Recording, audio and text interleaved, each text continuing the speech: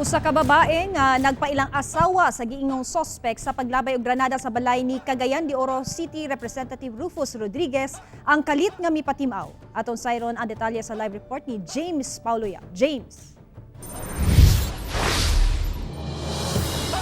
Sila gipaklaro karon sa kapulisan nga wala pay sospek sa paglabay og granada sa panimalay ni Cagayan de Oro City Representative Rufus Rodriguez o gihimakak-sab sa kapulisan ang mga aligasyon nga gibutyag sa maong babae may kalabutan sa insidente. Bisan og wala pay gibutyag nga sospek, ang Cagayan de Oro City Police kalabot sa paglabay og granada sa ancestral house ni Cagayan de Oro City Representative Rufus Rodriguez. Kalit nga mipatimaw ang usa ka babae nga nagpailang asawa kuno siya sa sospek. Pinaagi sa usa ka radio interview, gibutyag sa babae nga gisugo ra ang iyang bana nga ilabay ang granada ug tungod sa away politiko kuno kini. Apan gihimakak kini sa kapulisan ug gitawag nga pagpanggubot lamang sa ilang investigasyon.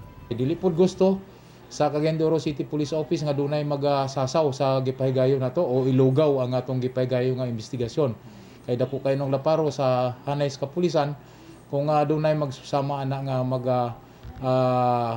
sasaw o maglugaw sa investigasyon. Wala pa'y komento ang pamilya Rodriguez sa maong pag-angkon o gisalig niini sa kapulisan ang investigasyon kabahin sa maong kaso. Apan ginatun-an sa pamilya nga isaka ang reward money nga ilang gitagana aron mas maaghat ang mga adunay impormasyon sa krimen nga mopatimaw sa kapulisan.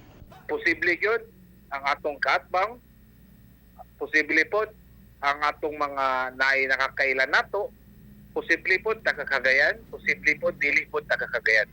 Tulo ka semana ang milabay, human gilabay og granada ang panimalay ni Congressman ug Deputy House Speaker Rufus Rodriguez. Apan wala pagihapoy matumbok nga mga responsable ang kapulisan.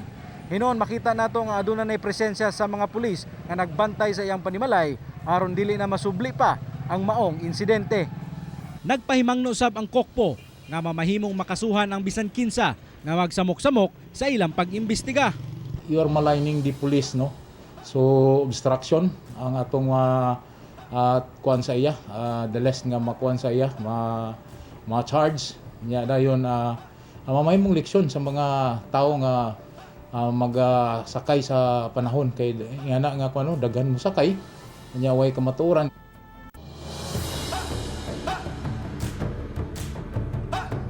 Sila gihangyo karon sa kapulisan ang si bisan kinsa nga adunay impormasyon o may kalambigitan sa bisan unsang klase sa krimen nga direktang mutahan sa ilang buhatan aron magiyahan sa insakto ug masiguro ang ilang seguridad. Sila.